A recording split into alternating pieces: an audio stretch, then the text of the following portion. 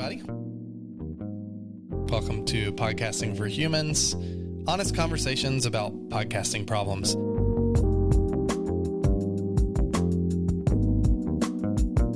Every week on Podcasting for Humans, a different podcaster brings a podcast problem, struggle, or doubt to the table, and we process it together.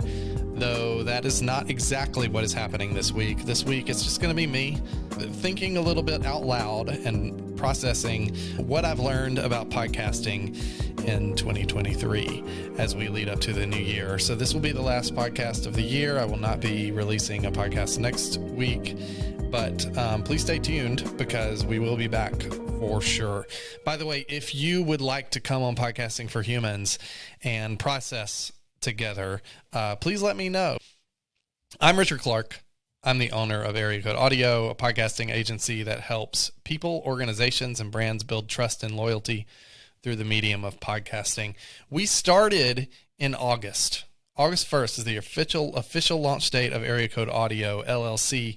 And it's been a ride, but I have been making podcasts all year long. And so this is something that it's been pretty uniquely intense in the last few months, really focused on making podcasts for clients, helping people make podcasts, helping others make podcasts, and then making podcasts for audiences for the last year. I have 5 thoughts that I've written down about some things I've learned in the last year about podcasting. We're just going to riff on it. I've never done this format before, by the way. Monologue format is something I've always struggled with. Honestly, I don't know if you are like this, but for me, when I start monologuing and I'm not talking to someone and sort of focused on them, instead, my brain focuses on literally everyone. And that includes everyone who might be in my audience, everyone who could one day be in my audience, everyone who is not going to be in my audience because of something I just said. So right now, for instance, I'm hearing people go, wrap it up. I'm bored. So I'm going to move on. But I think that's a plus and a minus. I will, anyway, that is what goes through my head. I figure if I can't be honest here, where can I be honest?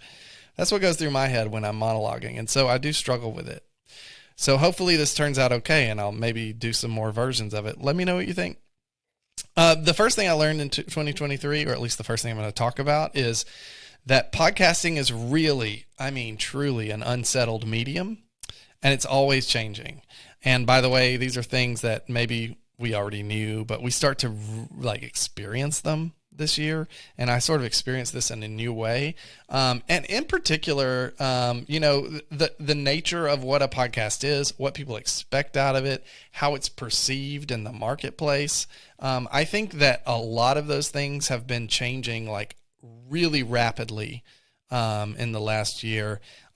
Notwithstanding all the changes that have happened in the last 5 years, this year has been a year that has sort of simultaneously felt like stability. Lots of people finding ways to sort of stabilize and make sense of how to make money off of a podcast, how to sustain a podcast long term. But then also a lot of bubbles continue to burst. A lot of big platforms and big companies who have invested a ton of money in podcasting just going, you know what, we're basically out. Spotify being the biggest example of this, essentially doing away with Gimlet. Gimlet's basically a shell of its former self. I think it's completely gone, maybe. I don't know. But Gimlet is not what it used to be as of this year.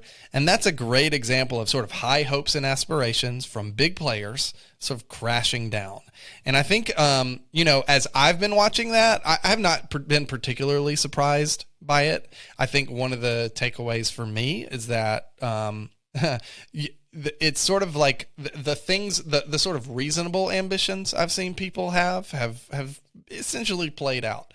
I think a lot of people that want to podcast and try to do that in a sustainable way that makes reasonable, logical sense and isn't sort of overly funded, has largely worked. So if you're a person who wants to engage with your audience on a deeper level, podcasting has proven to be a great way to do that. I think that we're seeing that increasingly this year. If you're a brand or organization who wants to do that, podcasting has proven itself to do that. I think this is the year that we all sort of discovered. I don't remember what the survey was, but there was a survey out that really a series of surveys that sort of clarified people want to listen to the podcasts of brands. People are interested in that idea. Trader Joe's did this a long time ago. I think a few years ago, they launched the Trader Joe's podcast. I mean, they did not put a lot of thought into how to frame that podcast. I'm sure they actually did, but it doesn't seem like it because it's just called the Trader Joe's Podcast. Nothing special there, but people love Trader Joe's, and they saw the podcast as a way to become even more connected to their favorite brand. And I think that is a thing that really works these days. The number 2 thing I want to talk about, podcasting and video are having a moment. And this is one of the biggest changes in the podcast format in the last year. Not so much like an actual change, but like a realization of how people are thinking about and framing podcasts. Sounds profitable. Look it up. Sounds profitable. Put out some findings toward the end of this year, basically making clear what we have all felt, which is that increasingly when people talk about podcasts, a lot of people, in fact, maybe even most people, mean video podcasts, or they think of video podcasts. This is something I'm still wrapping my head around, to be honest. I don't know what to make of this. It's something we're going to have to think about a lot. And a lot of what I'm about to talk about in the next few things is going to have to do with sort of how to think around these sort of structural format questions. Does something become a video podcast? Now, I'm recording this as a video podcast right now, and I'm doing that to give myself options. And I think that's the big takeaway. You want to give yourself options. I'll be honest, I have called my company Area Code Audio for a reason. I really appreciate the audio format. I think it's the most intimate. I think it's the best for connection, but it does limit you in terms of discoverability. And a lot of people prefer to watch people have conversations. Something that personally I don't super get. So while I really appreciate audio as an art form, I also think that, frankly, one of the things I'm grappling with and accepting this year is that audiences are kind of king, and they are going to decide how they want to watch something or listen to something or consume something. And a lot of them prefer to have that optionality of going from, I want to watch a podcast on video if I'm like late at night and bored and don't want to get into a 30-minute show, or I like want to listen to it because I'm on the road and or taking a walk or whatever. So video is having a moment. That's a big thing. Now, here's the follow-up thing. Number 3, third thing I've learned, you don't always have to follow the moment. And here's the thing. There are a lot of people who would love to be on camera.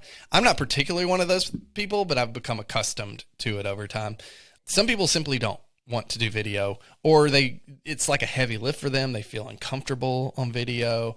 A lot of guests start to feel uncomfortable if they know they're on a video podcast, and that can really alter things. And so my advice here is to do what comes naturally. Do not force anything. Do something if it gives you joy. Don't do something just because the experts tell you you might as well. There's a lot of advice going around the video thing saying like, look, if you might as well do a video podcast. I think that assumes a lot, because the reality is if you're on the production side, I don't know if you have someone who produces for you or if it's you producing, but just know this, when you go into a video format, you're going to have to ask a lot of questions and make a lot of decisions to transition into that format. It is work to transition an audio podcast into video, whether or not you are changing the format accordingly, right? Whether or not you are including video elements, you still have to consider, like, what do you do when there are cuts? Do you throw up a title card during the theme song? What happens during the theme song that plays, that part where no one is talking, but there's a theme song playing at the beginning of your podcast? Those are, for example, just a few examples of like, you have to figure out what to do in the video format there. And so if you're not loving it, if you're not loving the idea, it's really not worth it. And then I would say there are a number of things like that. Social media, the advice that you get towards gaining an audience, gaining a bigger audience, increasing your audience, how to create a better podcast in general. I mean, a lot of this, honestly, the answer can be boiled down to do more. And if what you're doing is stuff that you don't enjoy, it's going to feel like a really heavy lift and it's simply not worth it. And I've seen too many people sort of do things because they're supposed to, because they feel like they're supposed to, and then sort of burn out as a result or not do a great job at those things. I would say find a few ways to publicize your podcast that feel natural and organic to you and do those things. on that note, it's going to help you with this fourth thing, which is consistency is really about sustainability. This is something, if you've been listening to this podcast, you know this now, because we've talked about it in a number of different moments and ways. Consistency, and when you hear people talk about you need to be consistent on a podcast, what they're really saying is you need to be sustainable. You need to be something people understand when it's coming and can count on it. But it's not a big deal if you're only every other week, every month. What I would say is focus on quality first. I would focus on making sure that what you're putting out there is a good product. Don't phone it in. B, don't settle. This can be hard, especially when you're working hard on something and you just want to get it out. But if you cannot do that consistently well, or if you aren't most of the time doing it really well, I would say, think through that. Now, there's room for experimentation there, which we'll talk about in a minute. But I think a lot of the challenge is if you're consistently offering a lesser than what you would want, or more importantly, what your audience wants product, that can be a problem. It's better to release something that is good at a steady rhythm than it is to release something bad, or to release something good whenever you feel like it, basically. So consider going every other week. Consider, if you have to, going monthly, or even better, I think, is kind of like I'm doing here, saying, hey, end of our season, when you're starting to feel the pressure and you're starting to feel like, oh, this is getting to be a heavy lift, consider just taking a break and saying, we're going on a break. And look, 52 podcasts a year, not really tenable for almost anyone. I don't know anyone who can do that well, and without a big support team. You want to be honest about that, and frankly, honest with your listeners about that. That's why, for instance, we are going on a break after this episode, a slight break.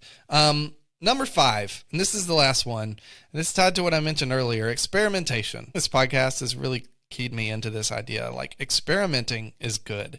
And if you've paid attention to the podcast, to the newsletter, you know that I've tried a lot of things.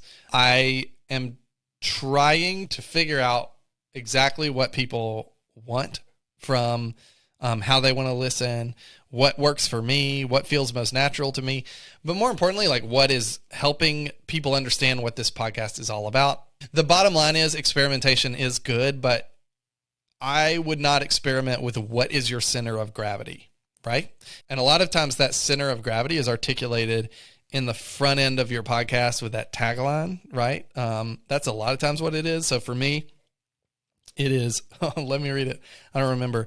Honest conversations about podcasting problems. Now, I'm still not totally satisfied with that line. I don't think it quite articulates what I want to say. Honestly, what I really want to say is therapy, but for podcasters. But I don't feel like that's... I don't feel like I'm qualified to be a therapist, so I'm not going to say that. And so I need to think of some other ways of saying that. The point is, I am experimenting with different formats, different approaches. I've started this as a newsletter and then changed it to a podcast where we talk about podcasting problems, doubts, struggles. Really what I want to do is get into the sort of deep feelings that podcasts bring up, that making podcasts bring up in us, and talk openly about that in sort of a safe space. And that is the gist of what I'm doing. That will, as long as this podcast exists, never change. And that's my advice to you, is that you can make a podcast and you can do all kinds of things. You can make it video. You can make it audio. It can have a wide social presence. It can have a community built up around it, or it cannot. It can have a Patreon. You can try all of these things. It's fine. What's probably not going to work for you is changing what the show is every week, every month, every year. Your audience is queuing into you for one reason, and you need to know what that reason is, float it to the top. So as we think about what has happened this year, all the changes and the things that are unsettled, all of the sort of temptations of things we want to dabble in and experiment in, I think the real question is not so much, should I do this? Is it going to pay off? If I do this, will it get me a bigger audience? I think the real question is, What does your audience do? And what do you need to do to be where your audience is? And more importantly, if I do any of these things I've been talking about, is it going to compromise the core of my show? Various ways that it can do that. One, let's say you go from audio to video, and let's say your podcast is a really deep, really intense conversational show about tricky, deeply personal subjects. I would really ask that you take a step back before you go video, because what they're going to be thinking, what your guest is going to be thinking is, I'm going to be all over social media. My face is going to be all over social media saying highly personal things, and they're going to know that just as they do on, and at that point, your podcast is no better than like CNN talking head, right? I mean, that's an overstatement, but you get what I'm saying. And so I think that there are a lot of ways to forget that core, and you want to keep the core. And sometimes a format change, a medium change, bringing other mediums into the experience can really help you explore the core of what your show is, and sometimes they can really hurt. That's what I would advise as we go into the new year that you think about. Last thing I'll say as you go into the new year, if you are looking for someone to help you make a podcast, if you're starting from scratch, you have no idea what to do, you haven't even like really written down anything, I love to come and help people with that. Just check out areacodeaudio.com/start if that is you. I have a whole package where I take people from conception to making a pilot. You end that with a pilot, and that's something you can be proud of and turn into a sustainable podcast, which is something I like to help people do. If you need help producing podcasts, we have offerings for that. And then if you're interested in sort of getting a second look, you want a second pair of eyes on your podcast, or you just need to rethink or sort of refresh what you're doing right now, get in touch. We have a package on offer for that. And in the new year, I would love to work with a few more people along those lines. So, reach out. Hey, it's been a wild year. I don't know what you've been doing, but hopefully thinking about listening to and making podcasts. Let's do that some more in the new year. Let me know what you're up to. Reach out, richard@areacodeaudio.com, and I'll respond to everybody. So reach out, and I will see you next year. Have fun. And let me know how I should end these podcasts, because I struggle with the ending every time. And I'm not even to the point of intentionally experimenting with endings. I just sort of end every time. I don't know how to do it. Anyway, bye.